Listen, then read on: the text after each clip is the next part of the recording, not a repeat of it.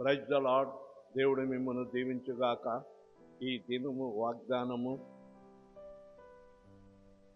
బలత్కారుల చేతిలో నుండి నిన్ను విడిపించేదను. ఇర్మియా 15వ అధ్యాయము 21వ వచనము.